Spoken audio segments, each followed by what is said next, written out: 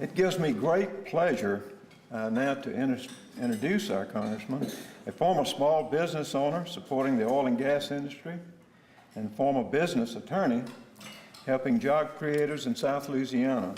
Congressman Jeff Landry was elected in November of this past year by the voters of the coast to represent them in Congress. Congressman Landry has many hats. He serves as Vice Chairman of the Transportation and Infrastructure Subcommittee on Coast Guard and Maritime Transportation. He's a member of the U.S. House Small Business Committee. He's a member of the U.S. House Natural Resources Committee. And he's representing a region where nearly 1 in 3 jobs are related to the oil and gas industry. Congressman Landry has been a very vocal opponent to the federal moratorium on drilling in the Gulf. He has been featured on Fox News as the House's leading proponent of domestic energy exploration. He's an ardent supporter of the domestic maritime industry. His district produces the most jobs, economic output, and labor compensation in the domestic maritime industry throughout the country. And he's home to 8 ports, including the largest tonnage port in the Western Hemisphere, the Port of South Louisiana, and the backbone of the Gulf of Mexico's energy production, Port Fourchon. Although having only been in office for 5 months, Congressman Landry has tackled head-on reforming the House Maintenance Trust Fund, dredging our nation's waterways, which is certainly a very important matter to all of us here in this area, and also efforts in improving the Corps of Engineers. So let's welcome Congressman Landry and give him a warm welcome here at World Trade Center.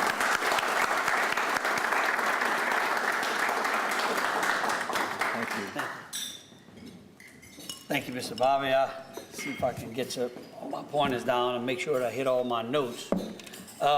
It is always a pleasure to be in front of such a prestigious group of business people. You know, as a freshman congressman, it's exciting to talk to anybody, much less to be in front of such an important group of people like yourself.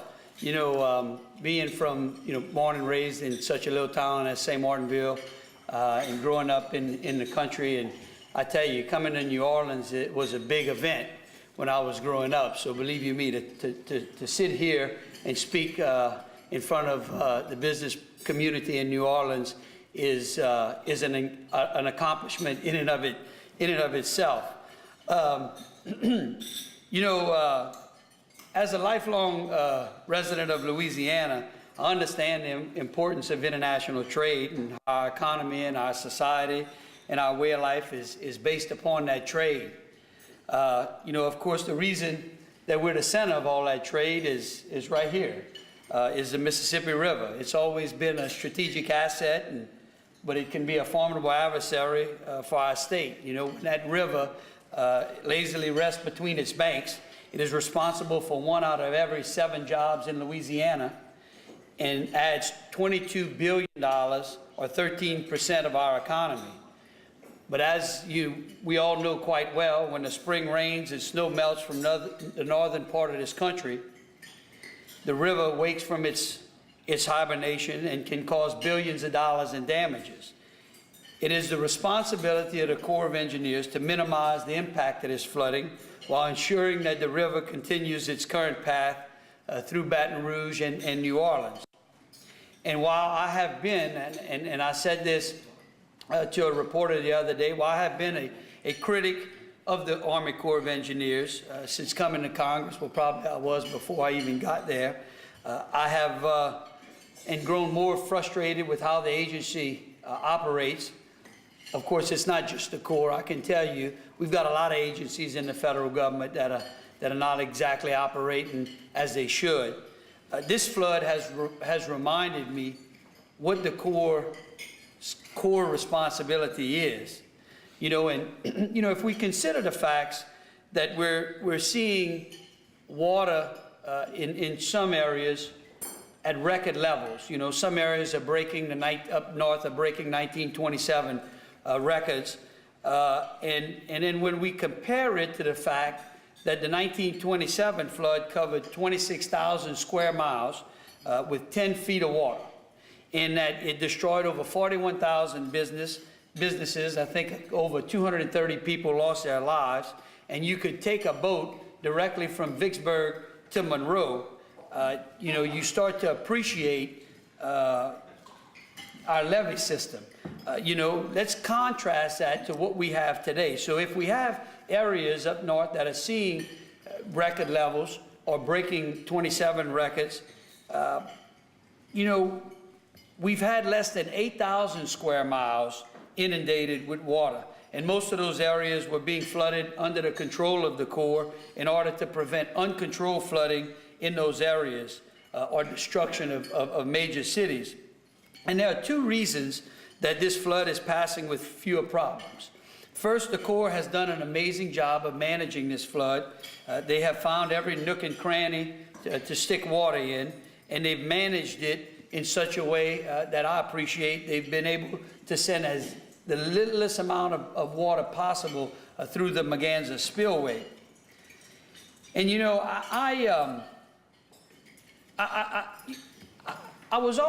in fact, today, as I was asked again by a major reporter, I did Fox Business News earlier this morning and did Fox News Radio, and I want y'all to know that I consistently get this question: how do you feel living in New Iberia, representing a district that's getting flooded to save New Orleans and Baton Rouge? And I want you to know that my answer is that I'm not living in a district that is being sacrificed to save New Orleans or Baton Rouge. What the Corps of Engineers is doing is simply saving all of us. I appreciate the Maganza structure. I appreciate Three Rivers, because if we didn't have those structures and we lost that river, it would be, you know, what an economic destruction it would be to this area. And I could tell you it would literally flatten communities where I live. And so I want you to know that there are people who appreciate what's going on. I don't necessarily appreciate them trying to pick and choose us, whether, you know, we're impacting communities to save big cities. I think we're all in this together. You know, over the decades, the Corps, since 1927, the Corps has spent around $13 billion to build this system. And when this amount, while this amount may seem like a lot, when you put it into perspective, that this system protects over $300 billion worth of economic impact to the area, plus an untold number of lives, it certainly seems like a low price tag for what we paid for it. And while we won't know the extent of this flood, and I knock on wood and say my prayers each morning and each night that we continue to get the good weather that's allowed the Corps to reduce the flood forecast, we know that with a record amount of water comes a record amount of sediment. And we were already facing critical dredging problems, critical dredging shortfalls, even as early as February this year. I can remember the delegation got together and asked the Corps to give us, you know, to brief us on why we couldn't keep the Mississippi River operating at Southwest Pass with the amount of dredging that needed to occur. And so we're going to have a problem as this water starts to fall. And it's not just a problem for us, it's a problem for the rest of the country. The river provides a trade route for over 5,000 ships carrying an estimated $100 billion in cargo. And if those ships have to start light loading to pass the problems that are going to be created by this flood, that just means an increase in the loss of jobs, more expensive products, and fewer markets for our Midwestern grain. And for this reason, I've already instructed the staff to start gathering the cost of this event and to keep a calculation of it, and to request that the Corps send out a complete breakdown of their additional dredging needs. And once this information is compiled, you can bet that I will ensure that we communicate with the Corps headquarters and make sure that they give it the attention that it deserves. This information, I believe, will also ensure that when the Appropriations Committee calls the Corps headquarters to ask what they need, the headquarters will have information available to include the dredging needs that we're going to need to keep the river open. And of course, once we have this information, we'll also start to work with the Appropriations Committee directly to ensure that if there is an emergency appropriations bill considered in Congress, that this bill will certainly have the emergency dredging funding in it. Of course, these efforts only get us back to where we were before the flood. And even if we receive all of the emergency dredging funding we need, those emergency funds can only restore the river to pre-disaster conditions. As such, we're going to still be about $30 million short of the money that we need. Every year, more than $1.5 billion is collected through the harbor maintenance tax, and yet the Corps has only provided about 50% of that budget. The rest of the money is held on the books to allow an increase in federal spendings in other areas of the budget. And you know, it was not only this fund, but several other funds that just infuriate the freshman class. You know, if you're going to create a fund, you should use it for the purpose that it's created. It is the reason that the American people have a lack of credibility with Congress. They just don't believe that the federal government and Congress are good stewards of their money. And this is a prime example as to why they are not a good steward of their money. You know, this shell game degrades, you know, as I said, degrades the taxpayers' trust in how the federal government operates. And I want you to know that since when I got sworn in, I recognized the problem with the Harbor Maintenance Fund as well as a number of other funds that we have in this country, and I'm committed to fixing that problem. And in many respects, we'll have only one chance to fix this problem, and we need to make sure that we get it right. Because if we don't get it right, people will assume that we have gotten it right. And if the solution we choose does not actually fix the problem, we'll have wasted a lot of time and burned a lot of political capital in the process, and we'll never get that chance again. And as such, we must make sure that the answer we choose is the correct answer. And while my good friend Charles Bustani has done a great job of getting people interested in the problem, I'm concerned that his answer does not adequately solve this problem. Charles's bill is predicated on building a firewall around the trust. And of course, a firewall is only as good as the enforcement mechanism that's involved in it. And unfortunately, the bill lacks the proper enforcement.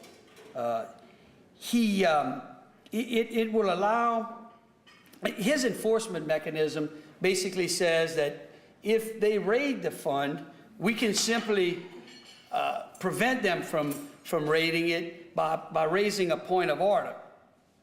And honestly, it's like calling the doctor after the funeral. Because once the administration is going to put it in the context, you put it in the bill, and appropriators that are going to make those appropriations, you are going to have a tough time trying to raise those points of order. Let me explain to you how complicated this is. All right. In every bill that comes to the floor of the House has to go through the Rules Committee.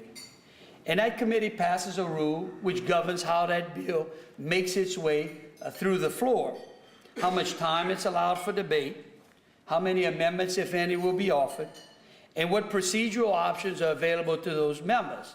And you can waive, in the Rules Committee, they can waive a point of order.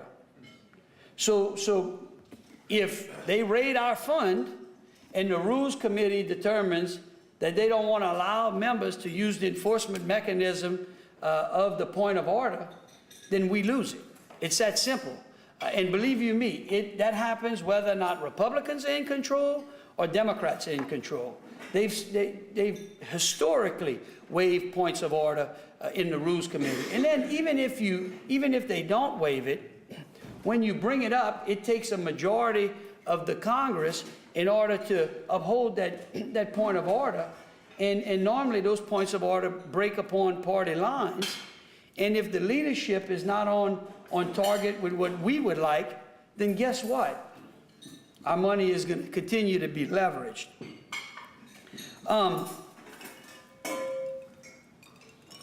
Excuse me.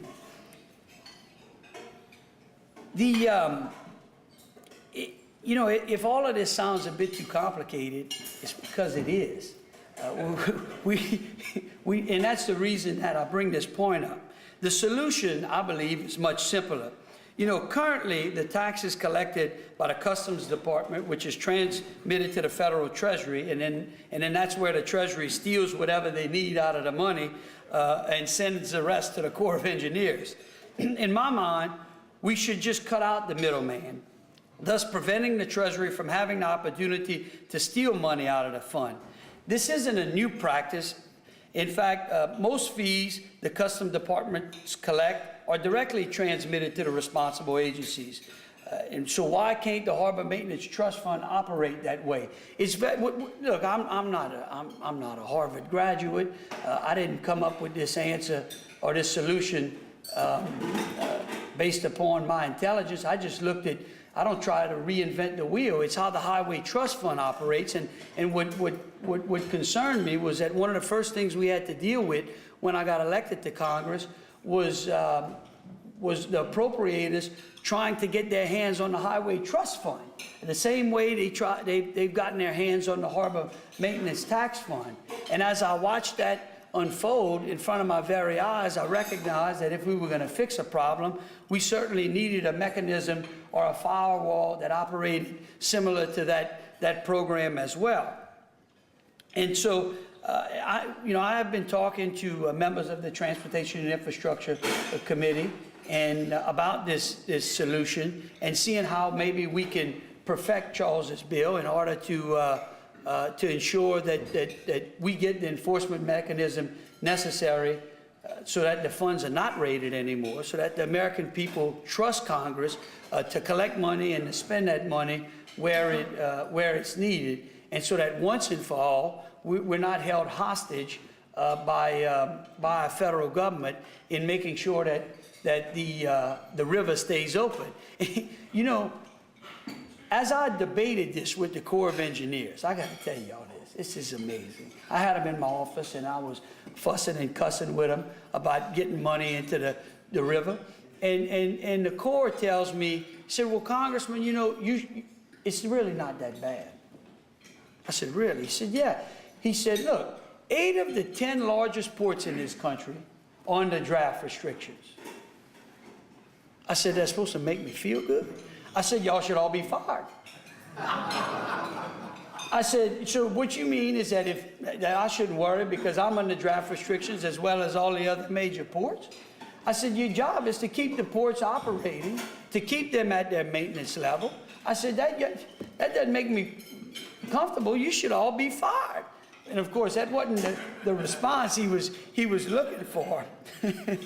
Now, I know we talked a lot about how we need to fix the maintenance trust fund and trade. And I want you to know that oil and energy is a big part of my commitment to this area and to this country and Congress. If oil was a country, it would be our biggest trading partner and our largest creditor.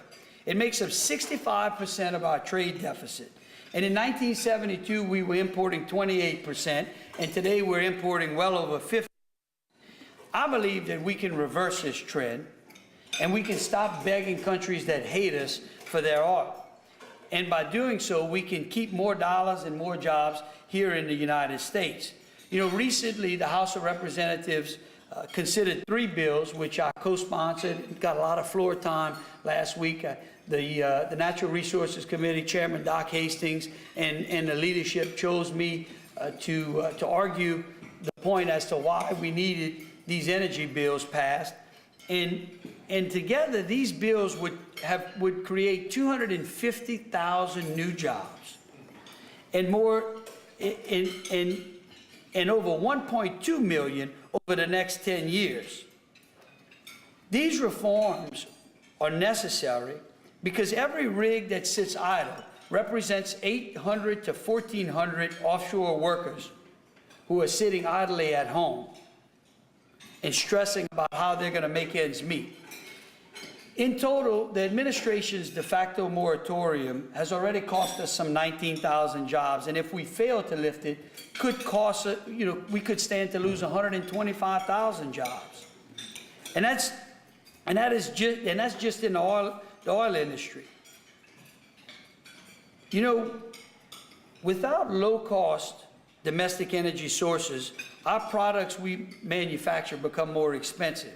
Our transportation costs increase, and it makes our products less competitive. Makes our food more expensive, all of which lessen our ability to put Americans back to work. Increasing our domestic oil production is not the only answer to our energy problem. It's time to convert some of our transportation infrastructure to natural gas. Currently 60% of every barrel of oil we import is refined for transportation fuel. And if we started utilizing some of the 2 quadrillion cubic feet of natural gas we have in this country, we could power our transportation system and currently and utilize the 75 years of natural gas that we have currently, that we found to help lessen our dependency on foreign oil. Now, don't tell Washington that there's a word of quadrillion, okay? Because they learned what trillion was and they started spending it at that rate.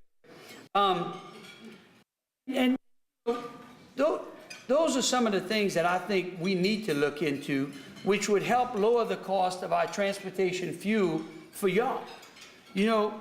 When diesel gets to the price it is, it certainly impacts our traders. And I want to make sure that everything we do allows the United States access to outside markets. 95% of the world's population lives outside of our borders, and I want to sell them Louisiana rice and Louisiana sugar and Louisiana seafood and the chemical-based products that are produced up and down the river. But in order to export any of these products, we need a strong national trade policy. And so I'm committed, while in Congress, to work with y'all and ensure that trade is adequately balanced, that it's as fair going out as it is coming in. And how do we do that is to make sure that the products that go to other ports are treated the same way the products coming into these ports are treated. And I look forward to working with y'all on the upcoming trade agreements that the President is sending to Congress, and ensure that those trade agreements are fair for all Americans and the industry. Other than dealing with 27 feet of floodwaters in Butler Roads,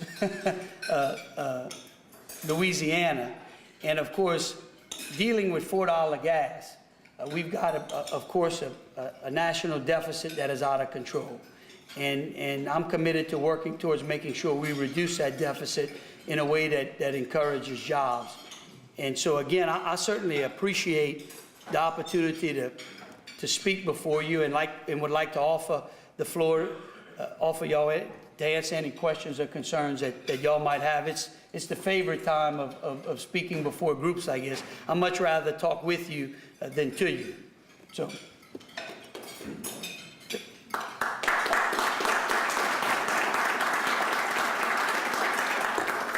I always rather the applause after, because I don't know if I'm going to answer them the way y'all want. So.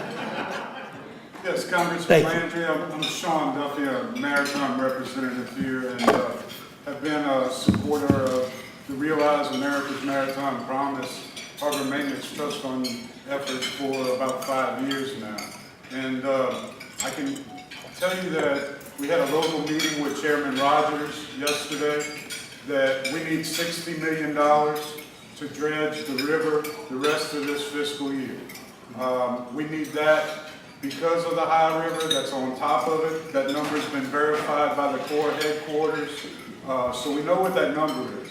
Chairman Rogers is indicating there may be an appropriations bill. We will be counting on your efforts and the rest of our delegation to insert language to look at that $60 million that we need. That's $60 million between now and September 30th. After that, because of the lag of the sediment still being here, they need another $35 million in the start of fiscal year 2012. So we're looking at right around $100 million need for this river when, again, we have a surplus in the Harbor Maintenance Trust Fund of over $6 billion. I understand a lot of the points and we'll look forward to working with you, but just wanted to make sure you were aware today. We know what that figure is, and we need $60 million. Hopefully, something will come from appropriations. We had several members of the appropriations committee here yesterday, and they heard from the maritime leaders. I'd also like to point out that all 5 of the deep draft port authorities, all 3 pilot groups, and many other members of the maritime industry have long supported the Harbor Maintenance Trust Fund effort. As the longer it takes, the more years we're going to need $100 million in supplemental to fix. So as soon as the Harbor Maintenance Trust Fund can be fixed, if it can indeed be fixed, the better off we'll all be to keep the river flowing. Look, I appreciate those comments. Believe you me, I would have wished they'd have fixed it a long time ago. You know, I certainly didn't want to come to Congress and have to deal with things that people should have fixed a long, long time ago. And I'm committed to fixing those things now. I do want to make sure, again, that we fix it and we don't have to address it again. I don't want to leave problems, the same kind of problems that it seems past Congresses have left for those coming after them. I don't want to be that kind of congressman. I want to fix those problems now and in this Congress. You know, I'm encouraged that we'll have a supplemental appropriations bill. I think that it'll go, I'm hoping it'll go fairly smooth because of the fact that so many states have been impacted with floodwaters. Alabama and some of those other areas have been impacted by tornadoes. We've had our share of natural disasters this spring, and hopefully we can get a supplemental in the budget. You know, it's exactly the reason why we need to fix our financial mess. I told a reporter the other day, you know, these floods have only heightened my awareness as to why the United States should have money in reserve instead of, you know, why we should be in the black rather than why we're in the red.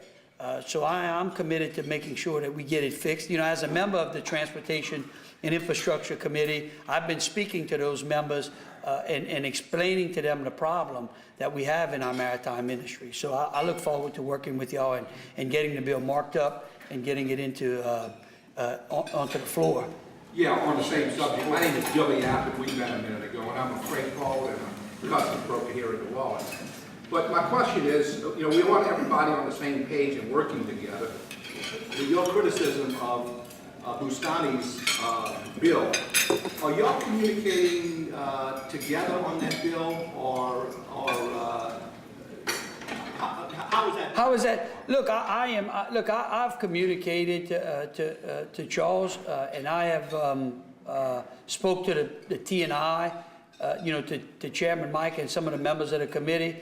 You know, it's not an issue I picked up after someone else picked it up. I was look, the majority of my my contributions and my friends came from people in the maritime industry, and all they asked me to do was go in and fix this fund.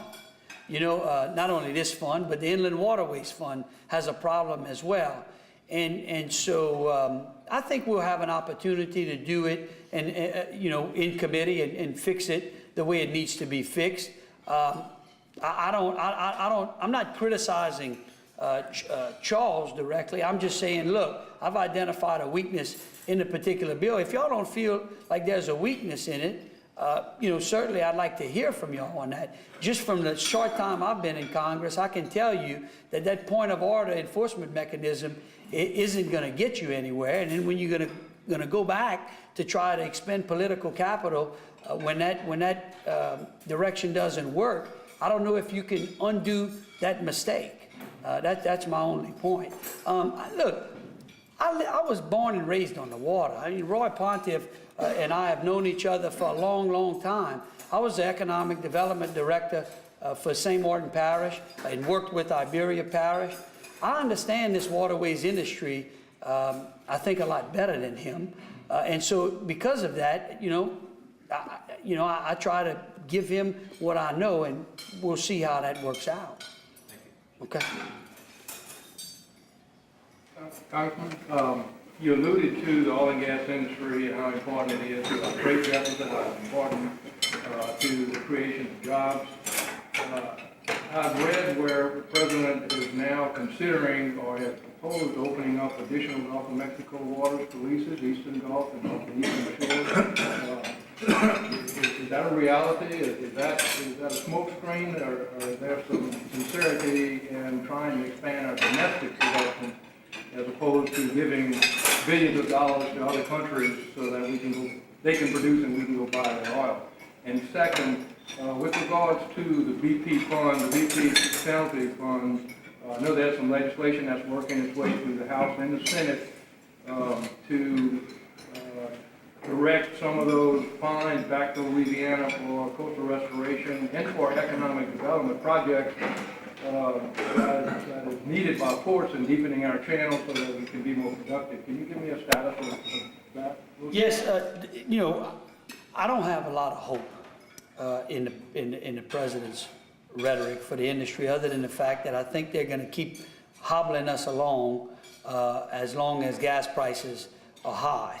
I sent out a press release criticizing both Republicans and Democrats in the Senate yesterday for not taking up the bills that we sent over to them in that form. McConnell put up his own bill and inserted language from Dianne Feinstein's bill of last year, which in my opinion basically neutered what we were trying to do. The president's trying to get ahead of us. We've gotten ahead of him because we were right. We've got the facts on our side. I think the more pressure we can put on him, the more pressure we can put on the Senate in order to take these bills up and not play games with the American people is the best solution for getting the industry back up and on its feet. There are some things I think that we're going to continue to work with BOEM on. I've had some discussions with Congressman Cedric Richmond just the other day on some areas where I think he can help us in getting BOEM in New Orleans to issue some permits in a little more expeditious manner. He's agreed to help me work on that as well. I look forward to working with him on that. The second point, NERDA-wise, Senator Vitta and I have companion bills, one in the House and one in the Senate, to help force BP to the table, get some of that money up front. It seems to have worked so far. I think they put up about $1 billion now and to get a credit towards future NERDA fines. And the administration's working with the Gulf Coast states as to to identify projects that they're going to use to spend that money.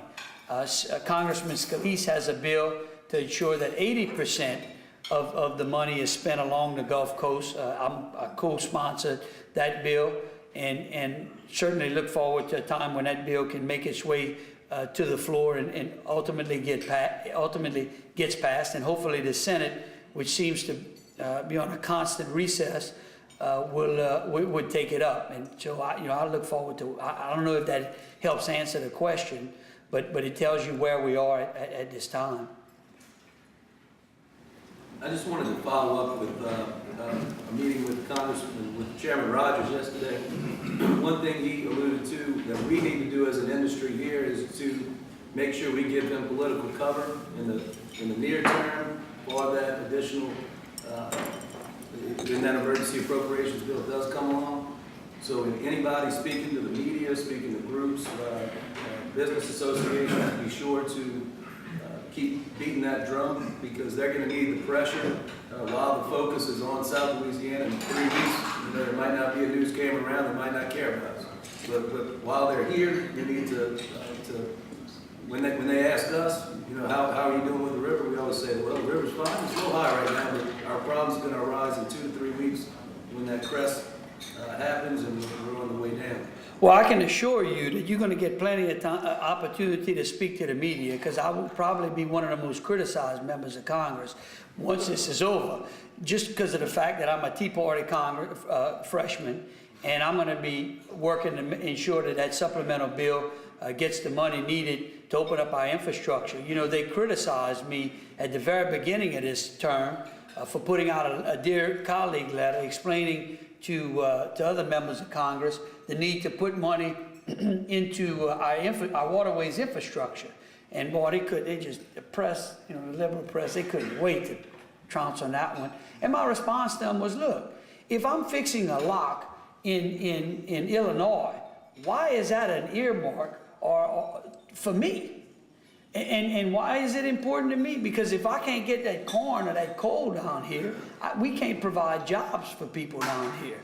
So you won't have any. Don't fear me.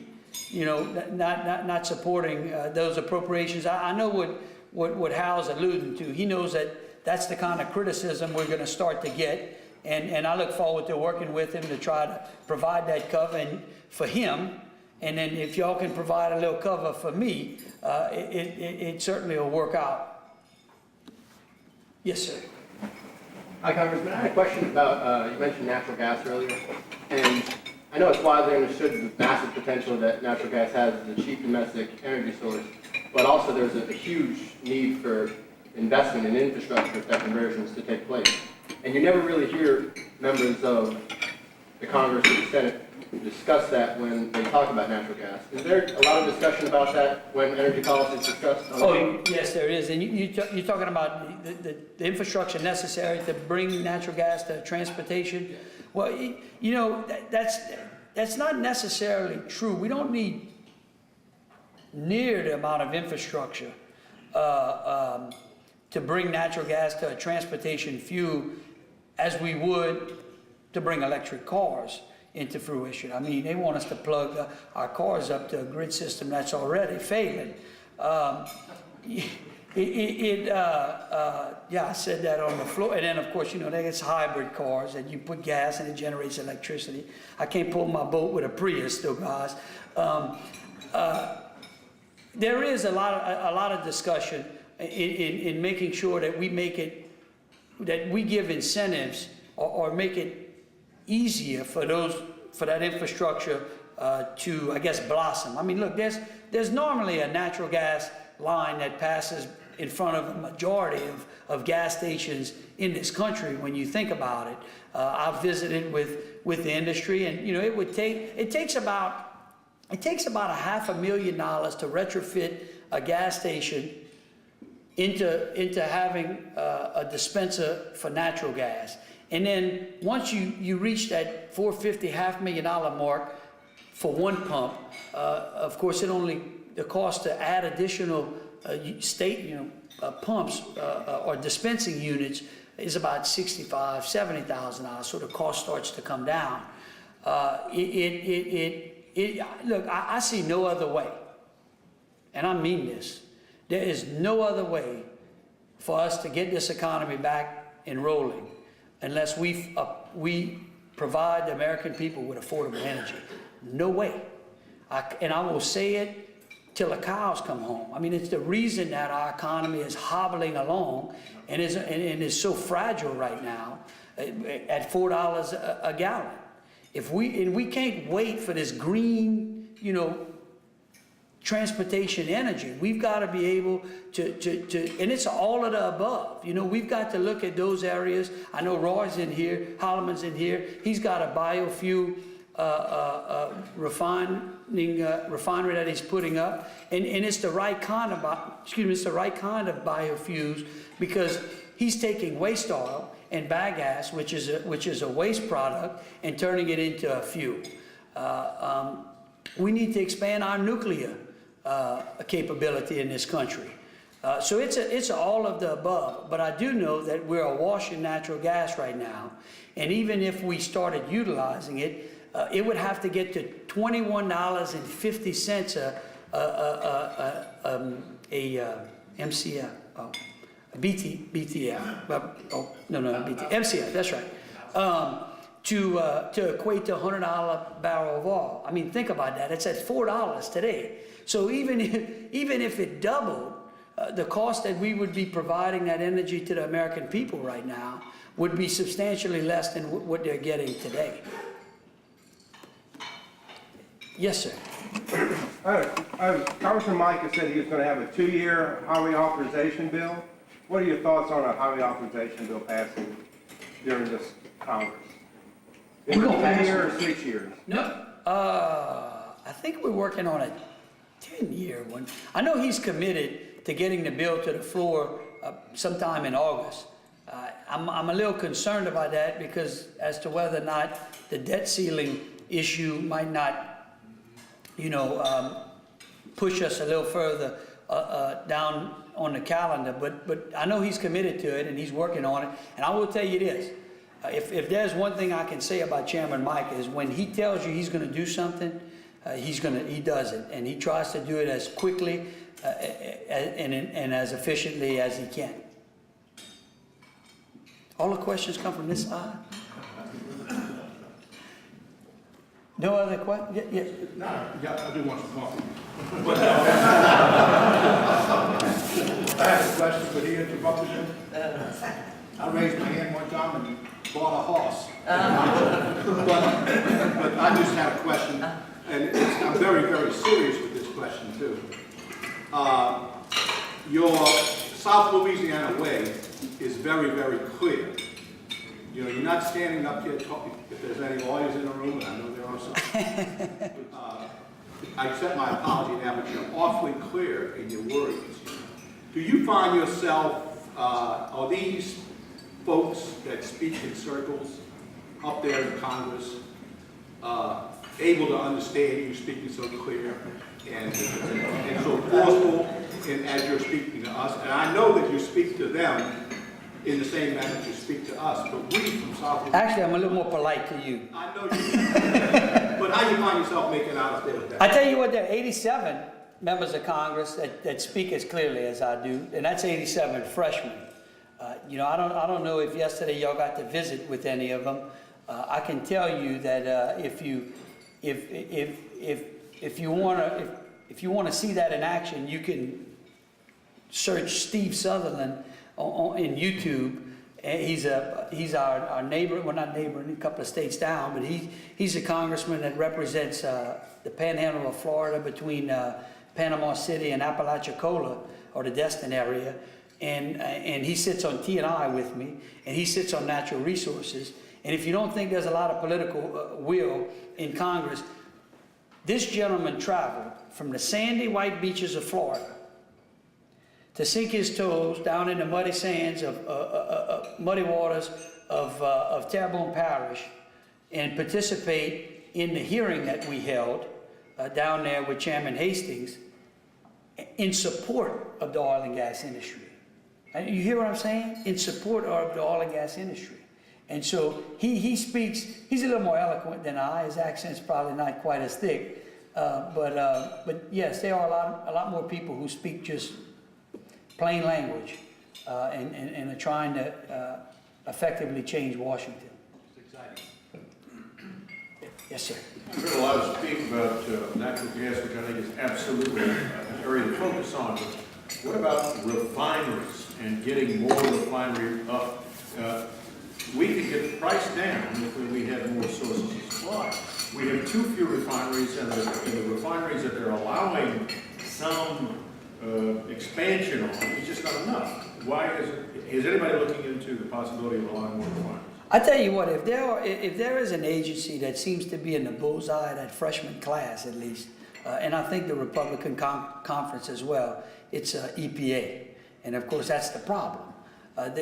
You know, I have not found an industry, a business that EPA does not affect in a negative way. Not one. I mean, the timber, they were telling me they give the timber industry fits. I'm thinking, the timber industry, look at the EPA. You know, because when you think of what EPA does, you could understand them regulating the refining process. But I think, you know, right now the appetite for reining in EPA and some of those other agencies that are costing businesses hundreds of millions of dollars is great. And the way we increase our refining capacity, of course, is by having regulations that balance the need of the economy versus the protection that we need. And I'm with you. I would love to see us build another refinery in this country. Absolutely. We got a little more space on the river. We'd take another refinery. And so I think, you know, if we can keep this freshman class in Congress, and we can get control of that Senate, I think we're on our way to turning America. And I'm going to tell you again, we have to keep this freshman class in Congress. Those guys have a lot. You're going to see some political, how much political will some of those guys have and are having now as we get towards this debt ceiling debate. All right, is that it? Well, look, it is such a pleasure. I hope I didn't bore y'all with my accent. I'll tell you just one last thing. I thought it was so funny. The other day I had a town hall meeting in Brobridge, and I walked in and we had 350 people in there. And of course, and I told them, I said, you know, I always wanted to have a packed room for a town hall, but I didn't need 27 feet of water to do it. So I hope that after we've cured the problems that this industry has, we can come back and we can talk about how we move forward and still have a packed room today. So thank you all very much.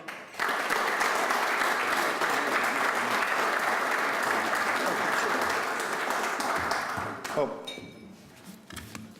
Congressman, I want to thank you for being here today. You certainly speak well, and you've hit the ground running in Washington and are effective for us. And there are a lot of issues that you've tackled in a short while, and keep up the good work for us. Thank you so much. Appreciate it. And I've got just a small token of our appreciation and a little remembrance of this day with us. So thank you so much. I'd like to mention your communications director who helped us put this together and coordinate it. Millard Muley is right back there and has done a wonderful job in helping us get going with coordinating your being here today. And we appreciate, Millard, your help. He's in New Orleans boy, too. Hey, great. Yeah, he is in New You Orleans. got to be in New Orleans. Yeah, Right. yeah. So you know, we're not all that slow in the country. Yeah, you we got it. understand. We don't worry about you being slow. Not at all. Not at all. Well, thank you so much.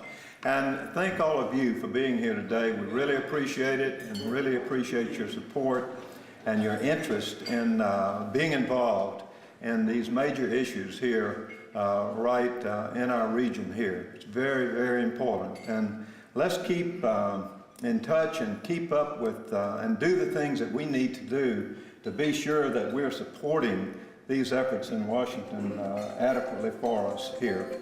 We certainly got a good advocate on these issues in Congressman Landry.